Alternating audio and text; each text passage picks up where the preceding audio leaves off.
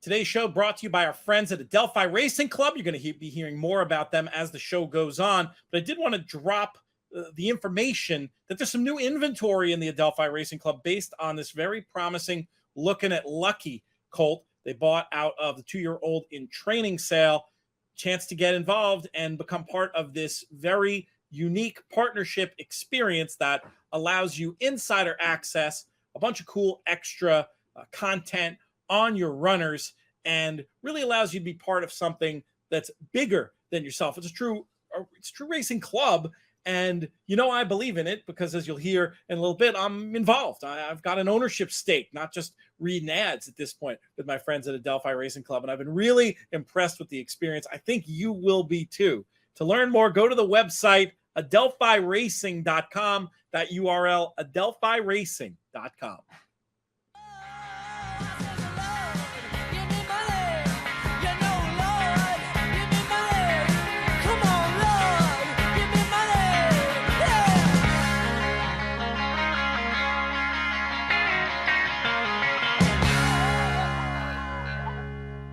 Hello and welcome to the In the Money Players podcast. This is our show for Monday, June 6th, our Belmont week kickoff, brought to you by our friends at Adelphi Racing.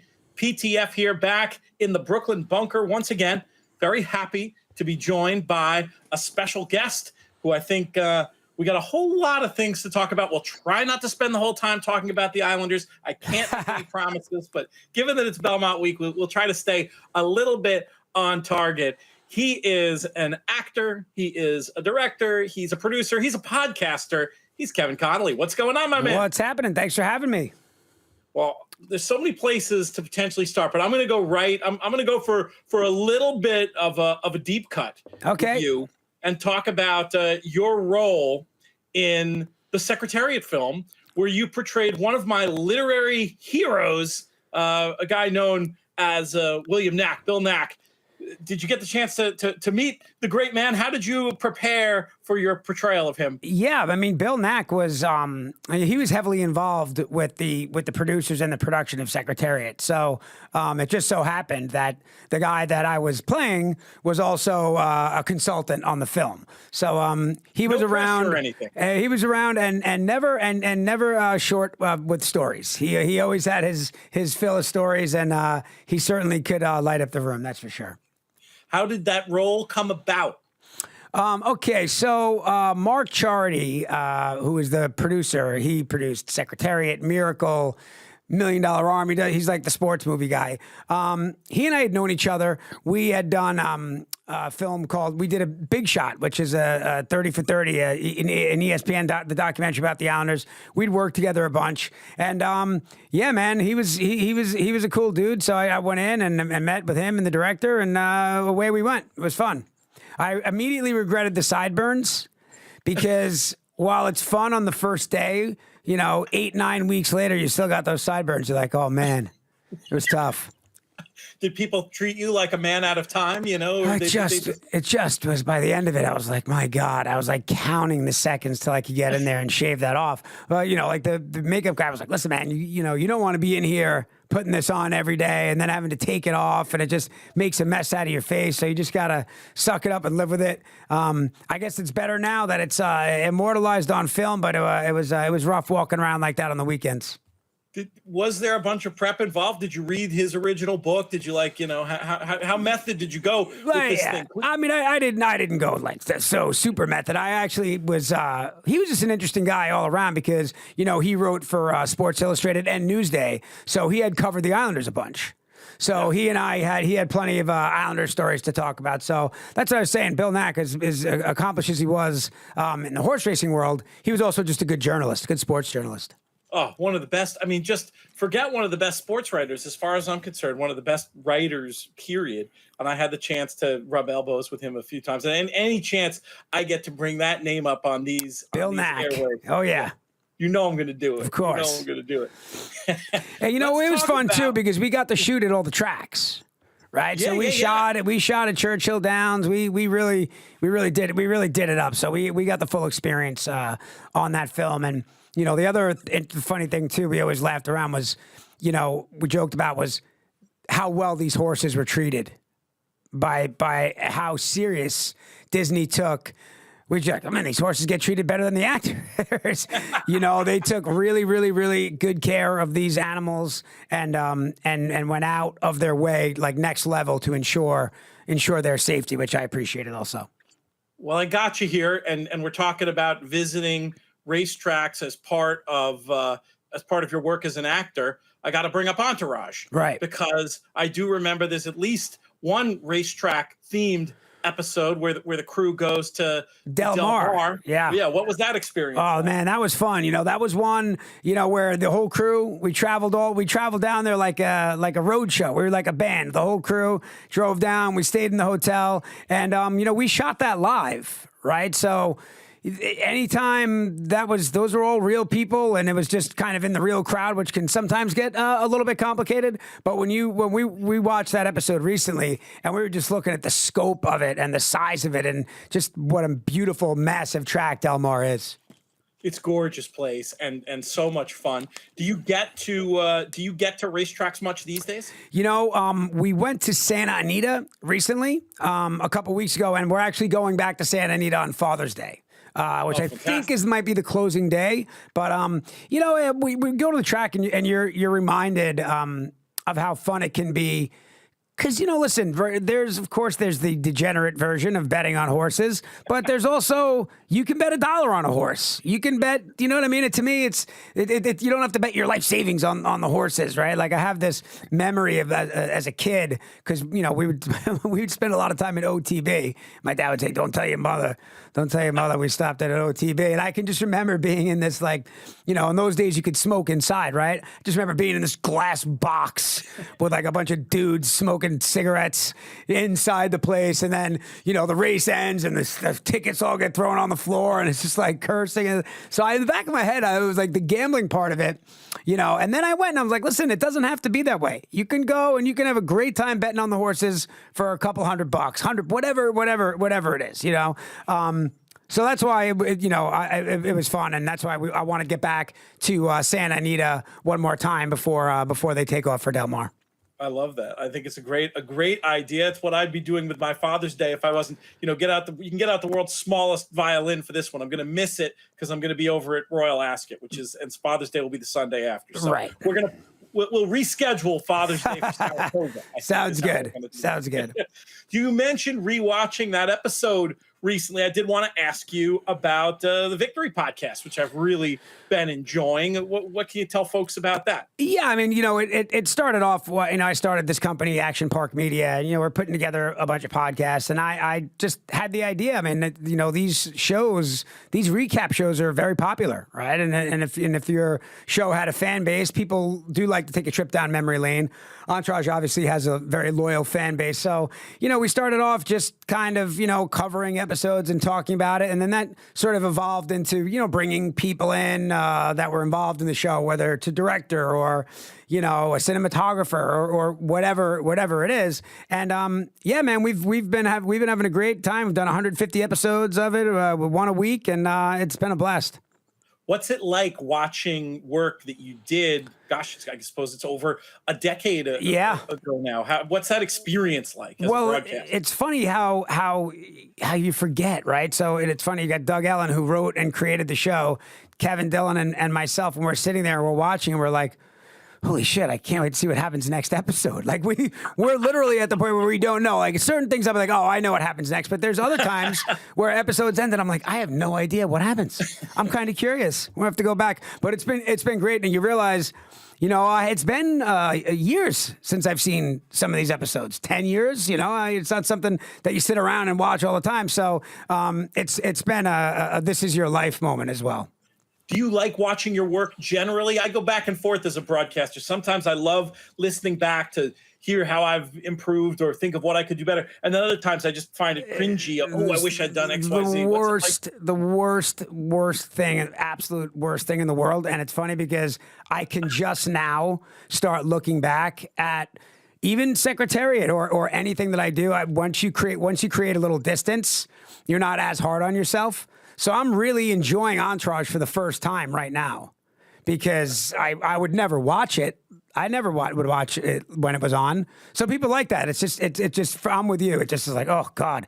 And then you start changing things, and sometimes changing things aren't good, right? So, I really need to create a little space between when I film something and when I watch it. What are we'll put your own work aside. What are your favorite horse racing movies? Well, obviously, Secretariat is a place close to my heart. Seabiscuit, obviously, my buddy Toby's an old buddy of mine. And sure. I remember, him going through that. And that was an excellent movie as well. Although, I think it's safe to say that Secretariat smashes Seabiscuit in a race. I'm not saying what movie was better, but I think we know who wins that race, especially at the Belmont. Oh, that's funny. There's some story. Isn't there some story about Tobey Maguire having to deal with like some sort of injury? Yeah. I think he had a back problem going in, and I think it kind of irritated it. But Toby's tough, so he got through it and went on to do a couple more Spider-Mans. So he did. He was having trouble with his back. Yeah, I would think that. I would think that the physical demands of even just as an actor playing a jockey. I don't know if you noticed, he lost a bunch of. I mean, dude, he was scary to look at. I mean, it's like, dude, come on, man, eat something, please. Nobody's gonna notice. You'll be in there, you'll be in your jockey uniform, But he really went all the way with it, and man, he went full. He went full. He went deep. He went full method on that one. We obviously, this is Belmont Stakes That's week. it. Growing up in this area, I know this is a race you've attended on more than one occasion. How many Belmonts have you been to? Oh, we used to go every year. That was like what we did. We would go into the camping ground, which is now, by the way, the Islanders Arena. Yes, but that's where you go. We'd set up the blanket, and and then watch the horses. It was a fun family thing to do. Any particular Belmonts that you remember attending? I want to say, and you would know better than me, but I want to say Ali Sheba was running for the Triple Crown. 100%. And I'd worked my way through. Like, I got right in. I had like my head peaked. I was like right at the finish line, thinking I was going to witness history because it had been a minute at that point, right? Yes. So, I thought I was going to be witnessing history, but that was the one distinct memory I have: Ali Sheba at Belmont. That's fantastic.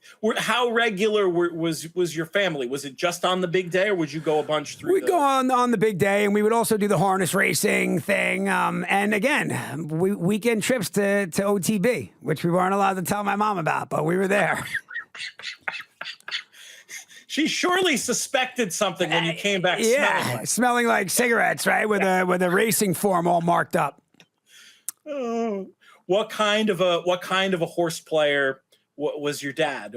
How do you characterize? Don't think he was very good. I don't think he was very good. I remember, he's passed away, but he had what he believed to be some system, which I don't know what it was. It was just a bunch of markings, and I don't know what he was doing, but he had a system, and I just don't think it worked out very well for him. That's all. How about you? Now, there's some famous stories of horse players who've learned what to do from their dads. Some famous stories of horse players who learned what not to do from their dads. How seriously do you take the betting piece, the handicapping piece, when you go out there to a place like Santa Anita? You know what it is? More than anything, it's the competitive side that grabs me. Right. So, of course, it's the idea is to win money. But I actually am one of those people that thinks I can look at the horse, which I can't. But look at the horse and think, okay, he looks like he wants to run today, which is of course based on nothing. But I do. I like to watch them. I like to watch them when they do their pass by. I like to watch them, and I'm not gonna lie. I'm a little not superstitious, but I'll play a hunch on a name. If I think, if I like to box, that's my big move, which is I know nothing great, but I like the good old exacta box. You can throw a favorite in there and you make an emotional pick.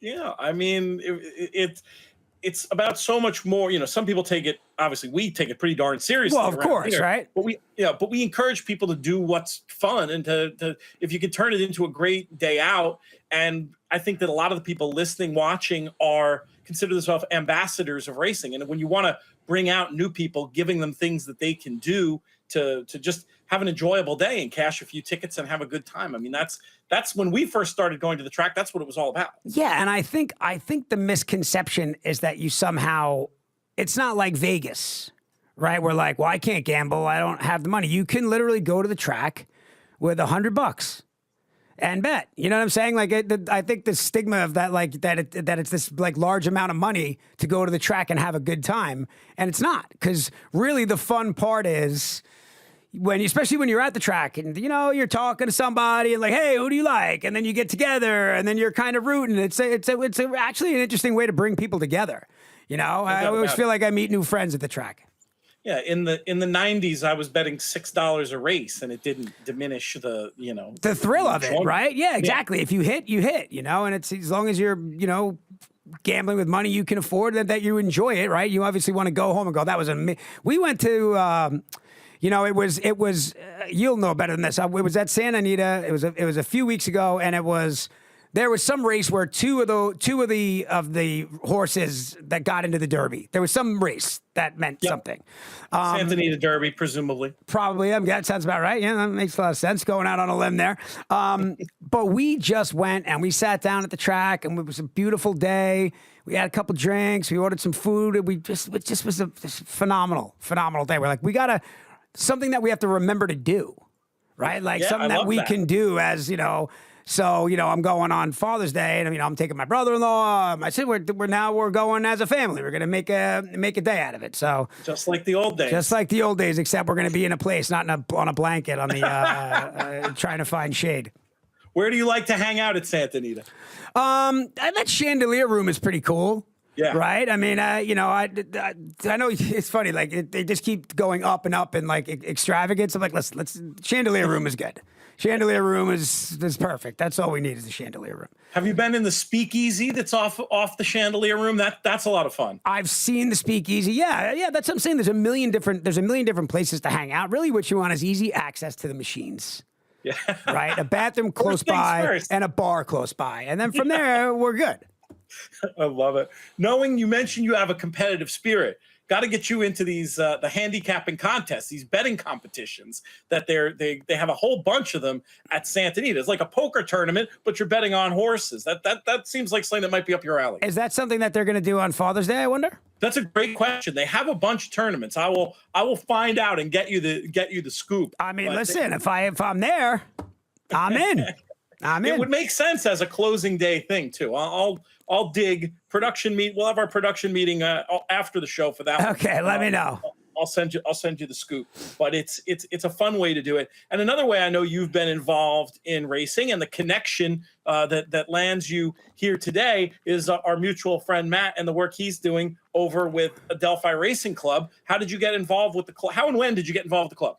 Well, I've known Matt for a couple of years. And he's somebody, I just know how into it he is. So basically I filter all my questions through Matt. Anytime something happens in the horse racing world, Matt is like, for me, the Stephen A. Smith of horse racing. Like I can call him like, when Rich Strike did what he did, I mean, I'm not stupid, right? Obviously know what the weight of what that was.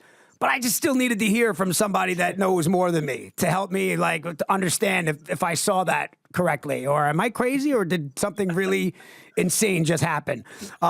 So I've always had the interest. And then, Matt came around and he started offering us some opportunities to get involved. And, he's obviously, he's cautiously optimistic, right? I mean, I guess you have to be that way when you're involved with horses, right? I guess there's no sure things or whatever you want to say. But for me, again, getting back to the competitive side of it, just the idea of going to the track and knowing that you have like a little bit of skin in a game, skin in the game of a race, it's just like, I don't know, it just gets my adrenaline pumped thinking about it. If the horse finished second, third, or 10th, when they go into that starting gate, you're going to feel like you're part of it, and that's really something that I wanted to do.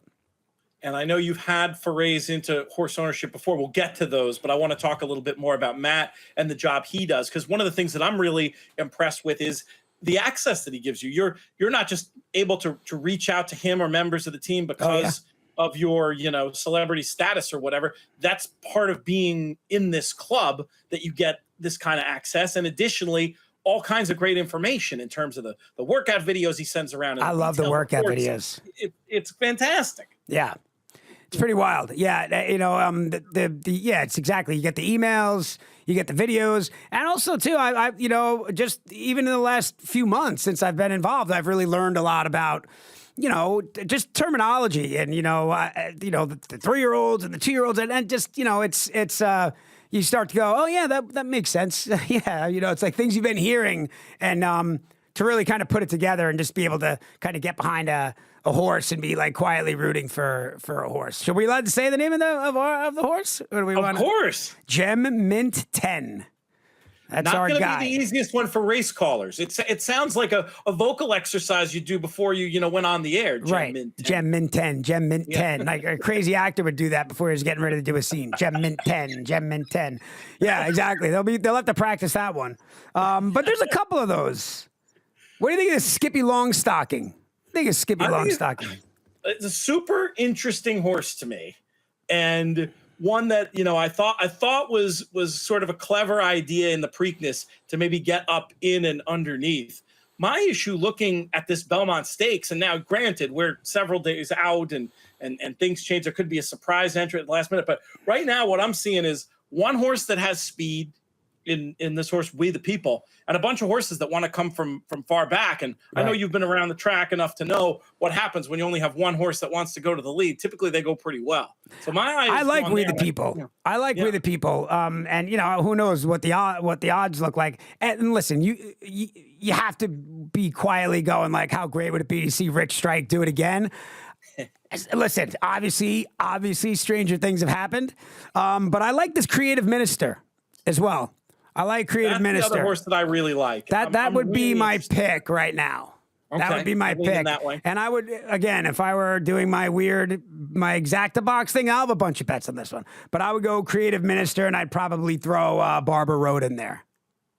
He's a tough horse. Right. Just like, I don't know, maybe in the trifecta, some to win, place, or show. I feel like he might get dirty and get in there. I like it. We're going to have a ton of coverage on the whole Pick 6 for Belmont Day on the network. We've got our live streaming Final Answer show, also sponsored by Adelphi. That's going to be on Wednesday night. And, of course, loads of other stuff over at InTheMoneyPodcast.com. You are not making the trip to New York, but there's a rumor you might be making an East Coast horse racing trip soon? Yeah, I mean, I would like to come see Gem Mint 10. Gem Mint 10, Gem Mint 10. I'd like to come see Gem Mint 10 run. So I don't know if that's going to be at Belmont or at Saratoga. And Saratoga is always fun. Kevin Dillon and I used to own a small piece of Ciro's at Saratoga. I was going to ask you about that. That's on my list of things. Yeah. How did that come about? Just our business manager knew someone from around there, and it's fun. The thing ultimately is that it's tough. It's open for such a short period of time. Yeah. And people do live over there. I don't think the neighbors are huge fans of Ciro's, would be my guess. But I can't wait to go to Ciro's and go to Saratoga. So look, if Gem Mint 10 runs at the Belmont, great. If he runs at Saratoga, even better. So. It's going to be fun. And just to button up the Adelphi conversation for this part of the show, I really do like, I think you made the point about how it really lets you get an insider's perspective. And then I also love the idea of it being like a real club, as I've read a bunch of ads when we say, group of like-minded people, and that ties in with your idea too about how you make friends at the track. Of course. Like, it can be people from completely other walks of life, whatever, different backgrounds, whatever you want to say, and you can all talk about who you like in the double. And I like that. There's not a decreasing amount of places in life where you get the opportunity to absolutely just like rub elbows like that. True. It's true. So tell me about your original ownership experience. It's a horse. We've got some real, down the rabbit hole racing fans out here. They'll remember this horse. What, Crown of Thorns? Crown of Thorns. Crown of Thorns, yeah. So I was able to jump in on Crown of Thorns, and I guess he had gotten hurt, and there was an out clause, and I chickened out and jumped ship. But Crown of Thorns went on to do pretty well. But my stake there was rather brief. Did you have regrets about that? Did it feel like some unfinished business that made you a little more interested in getting back in? Well, if I'm being totally honest, the amount I invested was like, I wasn't like overly comfortable with it, Gotcha. right? So I was already second guessing it, so it was kind of like, all right, I just did the quick grab back. But sometimes that's what you got to do. So yeah, of course, it went on to make a bunch of money, and I would have made money, but that's another story. Yeah, that's for another podcast. All horse racing people have that story, right? The woulda, coulda, shoulda. Totally. No stranger to that. Right. I want to let folks know a little bit more about what's going on your podcast network, because you definitely have some stuff in the area of sports that I think people would be particularly interested in. What are you excited about that you've worked on recently? Well, we did a 10-part one-off podcast called Bust, the Ryan Leaf Story. And I don't know, depending on how old you are, if you remember, he was, drafted in 98 alongside Peyton Manning.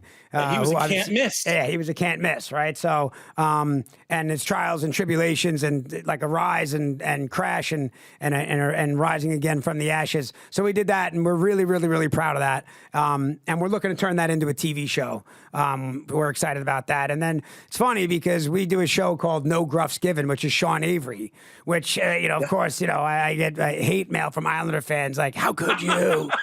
How could you? They're so like devastated that I would work with Sean, who I've known for 15 years and is actually a friend of mine. He's actually not a bad guy either. He's a good dude. But to Islander fans, it's like unforgivable that I would even consider that.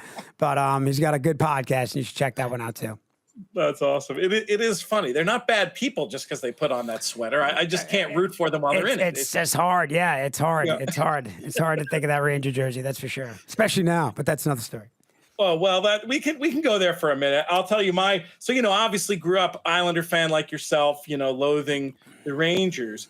Coach Quinn, good friend of a friend. So for a couple of years there, I decided, especially, and it was much easier because they were having their struggles and obviously we were good. But I decided, with him at the helm, I'm not gonna go too that far out of my way with my Ranger hate, because this guy's a friend of friend. He seems like a good dude. Right. Team has some likable players, and then of course they get rid of him, and now they go on this run, and frankly I hate them more than ever. Yeah, it's true though. I think that's people have a hard time separating the fan part from the actual individual, right? So I've had that happen where I've run into guys that play for like other teams, and you end up going home going like, he's the nicest guy in the world.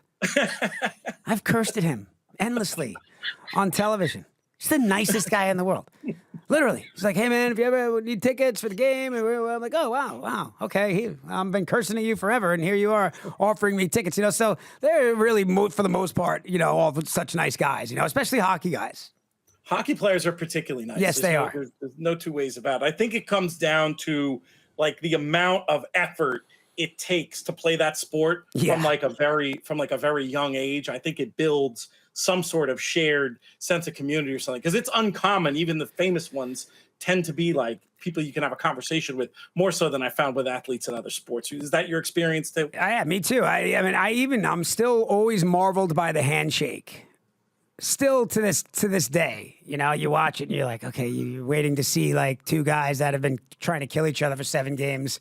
You're like waiting to see them not shake hands, and then they shake hands. Right? It's like, it's crazy. So, but I also think a lot of these guys are just from, blue collar roots and have had to work really hard. I mean, every professional athlete does, but hockey players are good dudes and good golfers. How important is your sports fandom to you these days? I mean, you've got so much of your own stuff going on, so much rooting for yourself to do. How dyed in the wool are you for the teams? I just love sports, right? So whatever's going, I love it. The interesting thing that it's happening to me is I have a 1-year-old daughter now, and it's, I live in LA, I'm an Islander fan, Yankee fan. It's just like a big sloppy mess of teams. I'm thinking seriously about raising my daughter all LA. That's controversial. That's controversial, but it was just like she's not going to be a Dolphins fan. She can't be a Dolphins fan. She can't. It's not fair. Talk about a topic for another podcast. She can't how you be, and me too, as a youth, ended up rooting for the Dolphins. It's a strange thing. I want her to be Rams, Dodgers, Kings, Lakers. That's it. All LA. So that's my struggle right now with sports. It's a great sports town. I love that you love Santa Anita. I imagine you'll get yourself down to Del Mar some too this year, hopefully. Hopefully, yeah. Hopefully, I've definitely been re-bitten by the bug. So whenever we can, we'll start with Father's Day and see how that goes. Got to get everybody hooked on it, and then we can take family trips. That's the plan. That's a great plan. This was so much fun, man. Yes. And obviously we'll have, this horse to talk about and hopefully other occasions to catch up throughout the year, but really enjoyed getting your perspective and hearing a little bit more about the Action Park Network and of course talking all about our friends at Adelphi Racing. Perfect. And when Gem Mint 10 is getting ready to run, we should jump back on and do a little rundown on Gem Mint. Let's do it, my friend. All Kevin right. Connolly, thank you so much for your time today. Appreciate it. Thank you. Today's show also brought to you by our friends at the Breeders' Cup. Be sure to check out the 3 upcoming Breeders' Cup Challenge Series win and you're in races from Belmont Park on Belmont Day, Saturday, June 11th. Live coverage starts at 5 p.m. Eastern on NBC for the Hillendale Metropolitan Handicap, the Met Mile, the Ogden Phipps, and the Jaipur. Winners of these races will receive an automatic spot in the starting gate for the Big Ass Fans Dirt Mile, the Longines Distaff, and the Turf Sprint, respectively. We look forward to highlighting these Breeders' Cup Challenge Series races across the In the Money Media Network. Next up on the show, very excited to present a segment about the upcoming Women's Racing Summit. And to talk about it with us today, we have actually a returning guest to the show. You were on our NHC preview show a few years ago, Shona Rotundo. Shona, how are things? Hey, thanks for having me. It's great to be here. Things are great. I want to talk to you about how you got involved in this exciting idea. Let's start there. Yeah. So actually, I was a late addition to the planning committee. I received a survey from the group that was just putting it on, kind of starting the process of everything, and wanted to understand the response from women in racing and kind of what they hoped to achieve. And the minute I got the email, I called Jody Bella Gregory right away and I said, I need to be involved. Like, how do I get involved? What can I do? Are there any gaps that you need filled? Consider me in. So she added me to the next planning committee call, and it's been nonstop ever since. I'm sure it's a big event, and definitely a lot goes into the planning of something like this. But let's take a step back and explain to folks who don't know the basics. What is it and when is it? Yes. Okay. So what it is an opportunity. Really, our mission statement is basic. It's connecting and empowering women in racing and horse racing. So that can take a lot of different forms. So it depends on where you are in your involvement with the industry. So if you, let's say you're just graduated college and you want to get into racing. So we can definitely connect you with the right people who can help you start your journey into racing. Let's say you've been in the industry for a long time. Maybe you're on the executive level, or you work at a racetrack or in a breeding farm, and you want to take the next step. You want to advance your career. You want a seat at the table where the decisions are being made. We want to help you get there. So we want to connect you with women who have been through that journey, who know the right steps to take to get prepared and become, make yourself, eligible for that sort of position, and also go for it, to really just, pull the trigger and say, hey, consider me, and here's what I have to offer. And similarly, if let's say you're someone who's in ownership or, looking to get into ownership, how do you start that journey? How do you evolve throughout that journey? So I think what we want to create is a mix of people who can come together, women who can come together, not just women, men are welcome as well. I think it takes an army, right, to affect change, but just bring people together to figure out how do we get these paths, made more clear for women who are looking to take them, whatever journey it is that they're on. I like your emphasis on what essentially sounds like a version of networking. I mean, celebrating achievements is great. Having panels discussing issues and experiences is great. I don't know if that's going to be part of the program itself, but the idea that right from the jump, you're thinking about next level and actionable stuff, I think that sounds like a really sharp play, because how often, one of the frequently asked questions that we get from people, women and men, is how can I get, I love racing. How can I get more involved? How can I turn this avocation into vocation? The idea that you're catering to those people, and then also helping people along their journeys by introducing the people that can, open doors and answer questions for them. I want to get more into that realm of things, but let's talk about the when and the specifics of what the program looks like. Yeah, 100%. So the when is important. The reason that we announced just this past weekend, put our press release out. We had a TVG did a great interview with Stephanie Haranis and Jody Vela Gregory. We thank them very much for doing that for us. We really just want to get the dates on everyone's radar. So it's September 28th to 30th. So it's a Wednesday, Thursday, Friday. So the schedule is still being developed. There's a little bit that we're still trying to work out. So we'll be announcing exactly what that's going to involve, as well as ticket pricing and sales and things like that, panelists. But it essentially will be Wednesday evening reception. Then we'll have Thursday keynote speaker, panel, some breakout sessions. And then Friday, there's a couple other things going on in the morning. There's the Fashionable Phillies Luncheon, which is a separate event, but something that you could kind of tie into the experience. There's obviously incredible racing at Santa Anita that weekend. So we're putting together the package of what that would look like. But the key, the meat of the experience is going to be Wednesday night and Thursday in those in that keynote and the breakout sessions and panels. If my math is right, which it sometimes is, that's going to be some key Breeders' Cup prep action that weekend at Santa Anita, right? So yeah, Super Saturday. Yeah, excellent excuse for people from across the country to go. As far as the program specifically go, do you have, how's that working? Are you still like ideating on ideas of what topics are going to be? Do you have anything you can share? Give us a peek behind the curtain. Yeah. So, our keynote speaker is Susan Packard. She's incredible. She is, she's written multiple books. She's incredibly effective at kind of inspiring women, for this very purpose. We wanted to go with somebody who was outside of the industry. I think that adds really great perspective. I think that the key, like the building blocks to how to, affect change, or again, it's all about empowering, connecting women. So those building blocks are transferable regardless of the industry. So I think someone like Susan, who's really dedicated her life to helping women in those situations, and just being like a powerhouse female herself, I think it would be great to hear from her. But then the nuts and bolts of how to do it, that's on us, right? So that's where you come, you listen to how other women have done it, you listen to Susan, you get inspired, and then it's time to get to work. So that's really what our panels are going to be focused on, not just what needs to be done, but also how do we do it? And I don't think that we're under the, we don't have any like illusion that we're going to just have it all right perfectly. But I think that we just want to start somewhere. And I think it's really important to bring women in the industry from all different facets of the industry together.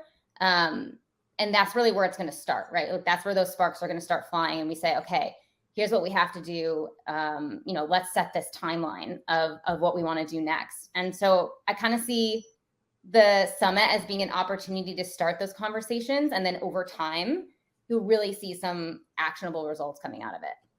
How did the idea come about? You mentioned Stephanie Hronis. Do you know what, obviously we'll have her on at some point to tell the story herself, but from what you understand, like, was there a particular eureka moment as far as the need for such an event? There definitely was a eureka moment. So Stephanie, we had invited her on today. She was flying. So I'm going to do my best to tell her story. I won't do it justice, but they, from what I understand, last year they had an event focused mostly on owners. It was something that was in partnership with the TOC, and it just was so effective and empowering. And the team just thought maybe there's more to this. So they sent the survey out, and the response was incredible. Hundreds of women responded and said, let's do this. Like we're interested. And so I think that was the eureka moment that they decided, okay, let's try to make this a little bit bigger. Let's get, some sponsors, a budget, a team.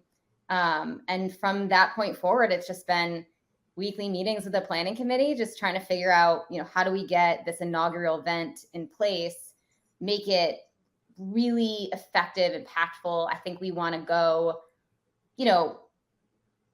smaller, a little bit more intimate, and just really get it right, and then continue for sure to grow it over time, I think is the goal. But we want people to go to this and feel like, okay, they're taking away something big.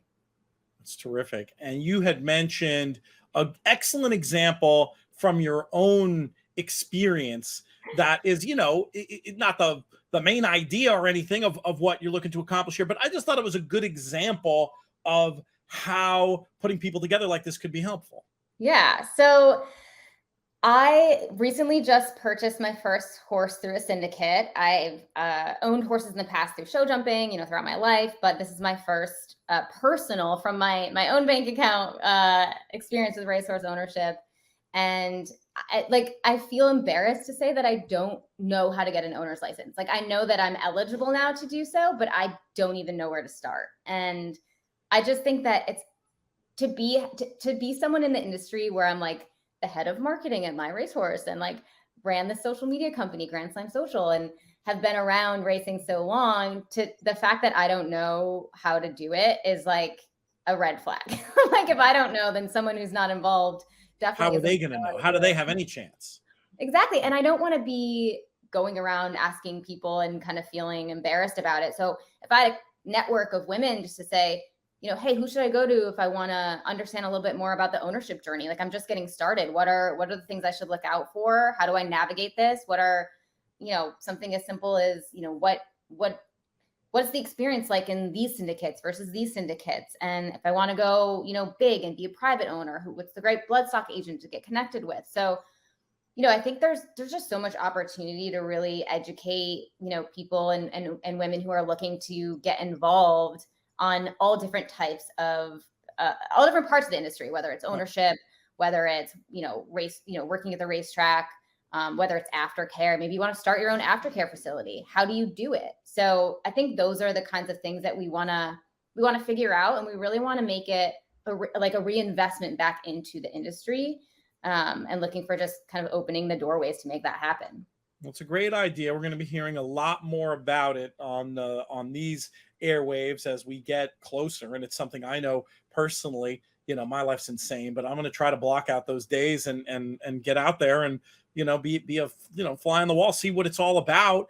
And you gave the great ownership example as something sort of writ small this could help with. I mean, I think there's probably fans out there who want to get more involved on the media side or writing about racing and have questions about how to do it. And in your journey working with the team show, and if there's other ways that we can help over here, let us know, because I think it's a great cause and something that can only enrich our community at large. It's historically known as a very male endeavor for whatever reasons, but doesn't have to be that way, as you and so many others have proved. And I love the idea of creating some runway for others to go on similar journeys.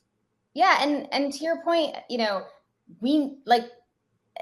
we want men to be part of the solution too. Like, it's not this, male bashing kind of, we're in this corner, you're in that corner. Like, yeah. We want to bring as many people together who can kind of help with this effort. And I think that obviously having so many men at the helm of a lot of racing businesses, that they should be part of the conversation. We encourage it. Sure. I want to keep reiterating, it's September 20th to the 30th. Basically, if you're interested, you want to get involved, we have our mailing list since Saturday is exploding. Like, I'm so excited about this. But if you go to womeninracingsummit.com, there's a button that you can click, and it will sign you up for our mailing list. And we will be reaching out to give you information about the schedule as it comes to be, panelists as they get added. We'll be updating the website regularly. And then, of course, when tickets go on sale, we'll do a big push. So, we're grateful to be able to share that this exists at this point. And we wanted everyone to just mark their calendars for September 28th to the 30th, knowing that it's at Santa Anita Park, kind of try to at least figure out how to get their schedule to work with that, that timeline, that date. And then we're just going to start sharing as much information as we can as it becomes available. And always, happy to communicate directly with anybody who's interested in getting involved. I mean, we're going to need volunteers and sponsors and, obviously right now focused on panelists. So there's a lot of work to be done, but we're excited for it.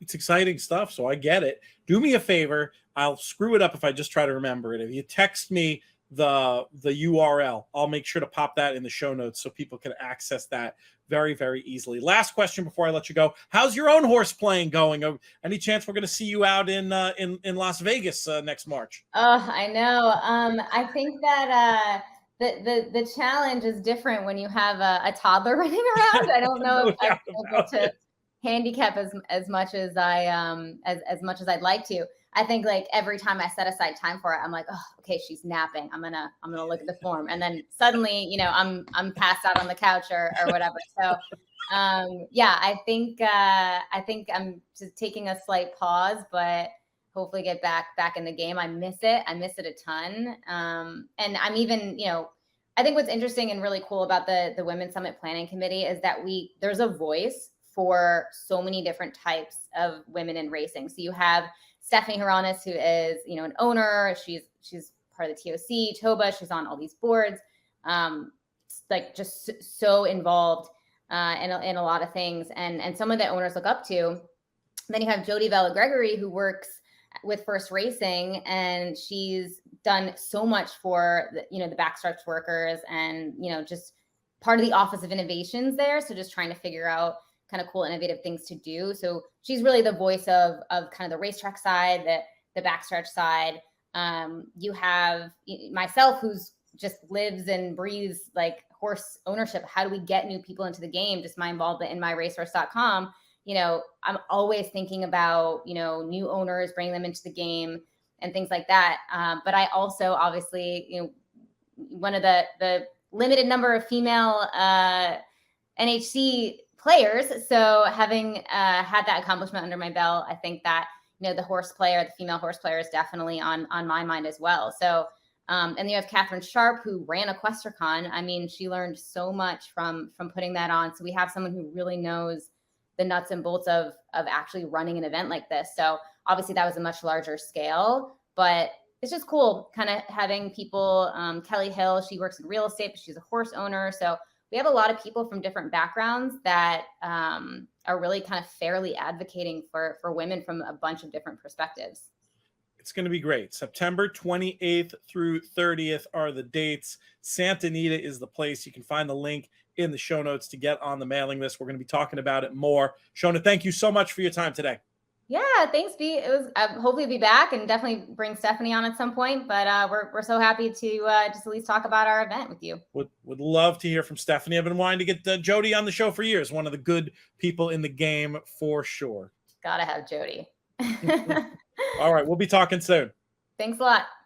Today's show also brought to you by our friends at BetMakers. Fixed odds betting powered by BetMakers is back in effect at Monmouth Park, and the early returns are fantastic, with 70% of winners paying more with the fixed odds than they are on the tote. Soon, fixed odds wagering is going to be available throughout the state. This is an exciting new way to bet that puts the power to get value right in your hands, because the odds you bet are the odds you get. You're going to be hearing a lot more about fixed odds betting opportunities across the In the Money Media Network. Next up on the show, a familiar face and voice to help us recap what's been a few huge weeks of top-level racing over in Japan. He works for Woodbine, but here he is representing our friends at the JRA. He's Klaus Ebner. Klaus, what's going on? Good, people. What's going on? How are you? Things are good. How was your trip to Sweden? You've been away for a minute. We had Candace on the shows, very ably substituting for you, but we missed you. Well, it's good to have other people that can do the job as well. And Candace was a more than willing substitute, and more than competent and capable. So allowed me to have a few days off. Let's just say that. And Sweden was fun. You had a good time over there. Yeah, I did. It was for those of you that haven't been to Sweden before, I can highly suggest it. The weather is a little chilly, as it was there when I was there. I think it was, again, I'm not sure what it was in Fahrenheit, but I think it was anywhere from 10 to 15 degrees, so Celsius. So it's not balmy, But hey, it's a t-shirt and a light jacket or sweater weather, so it's all good. Yeah, So 50. better. 10 is about 50, I think, from my There we time go. in There the we go. UK, where it was for the 3 months I was there, it was basically 10 and rainy every single day, at least from October through October, November, and December. But I wanted to bring you on to talk about these last few weeks of racing in Japan, not least because we had some Breeders' Cup win and you're in action last late Saturday, early Sunday. And, Candace said she thought there was a real chance of getting some cross-pollination from this race into the Breeders' Cup if the results went the right way. How does it look after the fact? Tell us about how it all went down. Yeah, so on the weekend we actually had a filly win the big race in the form of Songline. So Songline, I guess most familiar to those that were watching the Saudi Cup or the Saudi Cup Cardiff racing that day. She won it was the 13:51 turf sprint, whatever that was. I think that's exact distance of the sprint. So, this is kind of within her wheelhouse, that being, anywhere from 6 furlongs to a mile is her distance. And I think the biggest thing you can take away from it is that, that the connections, I know you're not kind of talking off air a little bit, but the connections of Sunday racing don't shy away from sending their horses overseas. They do have horses running at Ascot next week. They also have sent their horses to Dubai and also Saudi. So this is certainly a contingent of ownership group or syndicate, if you will, that certainly have no issue sending their horses overseas. So it's quite possible you could see Songline in the Breeders' Cup Mile, and you could see the runner-up, who I think more importantly would probably be more likely to show up in the Breeders' Cup Mile. That would be Schnell Meister, who he had a disappointing, I think, 8th or 9th place finish in the Dubai Turf. Just didn't fire that day as the favorite, but came back and yet again has some problems in terms of traffic. But I think those two are the real deal, and those two will be the ones you primarily should see come across the shores to Breeders' Cup. Let's turn our attention to the classic generation, the 3-year-olds, as in subsequent weeks we had both the Japanese Oaks and the Japanese Derby. Would love to get a recap of those results from you, and maybe a prediction about how strong these classes are going to be going forward, maybe a name to keep in mind as the racing season unfolds. Yeah, so in the Derby, let's start with the Derby first. We had a horse by the name of Doduce. Doduce was by Heart's Cry out of a Vindication mare. So he put in a very good performance. Had some trouble and had a bad draw in the 2000 Guineas. So he closed with a rush that day. I thought he had a huge shot, and sure enough, he came back and won by a neck over a very good horse in the form of Equinox. So, out of the race, I think those two are the real deal. The horse that won the 2000 Guineas, being Geoglyph, also was in there. Yep. He ran his race. To me, it seemed to me that the son of Drifong was a little bit distant challenging here, so didn't really want any part of the mile and a half. And sure enough, you had two horses in the form of Equinox that kind of battled it to the wire. Both kind of sat towards the rear of the pack, made the kick, and Tokyo placed that sort of move where if you sit mid pack to late, further back in the field and make your run, they'll fan out wide, and then if they're good enough, they can get the job done. Usually at Tokyo. So makes sense. And what about the other 3-year-old race? How did that one turn out? So that one there was the Oaks, and it was actually quite an interesting race for me. Is that in terms of, and I know we're talking about it a little bit before when we kind of did the digest on this, but just how a lot of the horses were drawn out wide, but it was the Triple Crown or the Triple Tiara rather is still in line as Stars on Earth. She won the Oka Show, which is the 1,000 Guineas, which is a mile race, and she came back here and won. I say fairly impressively, winning here in the Oaks. So she has a chance to have a shot in the Triple Tiara in Japan. I don't think we'll see her, stateside, nor will we see Doduce. Of Doduce, there is talk about him or Equinox possibly going to the Arc rather. Because there's no Triple Crown on the line anymore for the Colts, but in terms of Stars on Earth, there's a chance for her to win the Triple Tiara. So we certainly won't see her stateside. That she'll go for the last jewel in October. Yeah, when is that? When is the last jewel of the Triple Tiara? Yeah, so that'll be mid-October roughly is when Okay. we'll have the last jewel. So both the Colts and the Phillies run their last jewel towards the middle to end of October. What do we have coming up in terms of the JRA calendar? What do the next couple months look like? So as it stands right now, we only get 24 race dates from the JRA, and they give us all of their Grade 1 dates, which is great. We certainly want more, and I know I'm continuing to push to have more JRA racing available in North America. But as it stands right now, we only get 24 race dates, that being all of their big Grade 1 races or Group 1 races. So we only have one more race before we kind of take a bit of a hiatus, but it is a big one. That's being the Jra Kinen, which is sort of the summer or spring year, that sort of mid-year championship race, mile and 3/8 or 2,200 meters. And we're going to see a lot of the top older horses and horses in Japan running that race. We'll see if Euphoria comes back in that race and see if he can bounce back after that lackluster effort in the last start. And again, we'll see some of the cream of the crop, if you will, in Japan. But what's interesting, and we were talking about it a little bit before, is I do want to see how both Grenadier Guards and Charrier do an Ascot next week. So that should be interesting to see how they do in both their respective races. When is that next Group 1 that we're going to have? Is it's this weekend? No, it'll be the week of the 25th. So okay. That's the when the race should be. Actually, I'll make sure that I don't misspeak there. Now, do you have any sense from this far out, or will I reach out to you later to get your sense of how these Japanese runners are going to fit at Ascot? See, I've never been. I think Grenadier Guards has a better shot than Charrier. Charrier, in my opinion, I'm still not sold on this horse being a mile and a half horse.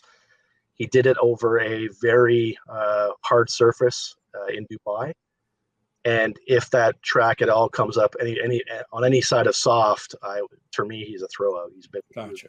Anytime he's run over a soft ground. That's why for me it was just. Again, I'm not going to question any owners to try a world-class event, but when they said they're sending him over there for that event, it was for me more of a shock just because of his lack of ability on a soft surface. So if it comes up any form of softer than good, he's a toss in my book. In my opinion, I'll probably check back in with you next week to see what you think about the other race, but it does sound like you're a lot more sanguine about the other runner's chances. Yeah, again, I think he's am I saying he's not a good colt? No, I think he's a great colt. But I just don't think that this ground is going to favor him in terms of what he's going to see at Ascot. Again, it could be, a hot summer's day and the ground is, more towards good to firm or firm, but I don't know. I just think that, if it's a softer ground, he's not going to like it very much. Which races are they both pointing to? I know Charrier is in the King George against the big boys, and I have to get it for you. I apologize, Pete. I wish I knew this ahead of time. I would have made sure I had the right race. But sorry. I will bring you back on to talk about it next. I'll get or I'll talk to you offline and share the info on one of our daily Ascot pods we're doing. We're going to be doing just got sorted today. Actually, we're going to be doing shows for all 5 days. So there's going to be tons of coverage here for the Ascot meeting. We're going to have extra stuff on the Plus service as well. Just got word that Rob Dove, one of the top 10 pro punters in the UK today, will be giving some daily thoughts for the Plus people. And then we're going to have 5 public-facing pods. Haven't finalized the talent for it, but it sounds like Nick Luck will be involved. Naomi's going to host a couple of the days because I'm obviously going to be running around. I'm hopefully going to be doing Sky for all 5 days. And I have, especially with the slightly smaller U.S. contingent this year, I've told them that, I know everything about the Japanese horses, and by I know everything about them, I know that Klaus knows everything about them, and I'm just going to call you. So hopefully you don't mind. So actually it's Charrier is going the Prince of Wales, and Grenadier Guards is going in the Platinum Jubilee on the side. Okay.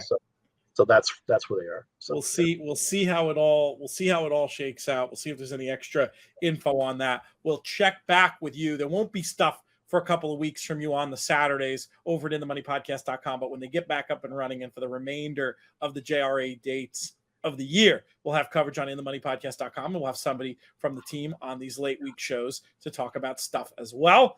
Until then, Klaus, have a good one, and warm up up there. You don't often get to say warm up in Toronto, but this is one of those times we get to do that. And we look forward to having you back soon. Thanks very much, Pete. You have a good one. That's going to do it for this edition of the show. We'd like to thank Klaus, and we'll thank Shona, and we'll thank Kevin. Great having them on. Thanks to our sponsors of today's show, Adelphi Racing Club, and our other sponsors as well. Really appreciate all the support. We appreciate the support of our founding partners, 10 Strike Racing. Love to root for the purple and black, and to get to hang out with Marshall Graham this weekend at Belmont. That's always a ton of fun. And of course, Thoroughbred Retirement Foundation. Lots of cool stuff cooking with them. Check out our page, trfinc.org/players. Lots of great info on there about how you can get involved and how you can help, and maybe even a bottle of whiskey or two left if you make the right kind of donation. Good stuff to have in tow as we get ready to wrap up the Triple Crown season and move on to the summer meets. Most of all, though, I want to thank all of you, the listeners, for making these shows so much fun to do. The viewers, too. If you're catching us on YouTube, do us a favor. Easiest thing you can do to help us out: rate, review, subscribe, leave comments in the Money Media on YouTube or in the Money Media on iTunes or wherever you get your podcast. One final thank you to producer Craig for doing a great job putting this show together. Our business manager is Drew Coatney. Our chief creative officer is Jonathan Kinchin. I'm Peter Thomas Fornital. May you win all your photos.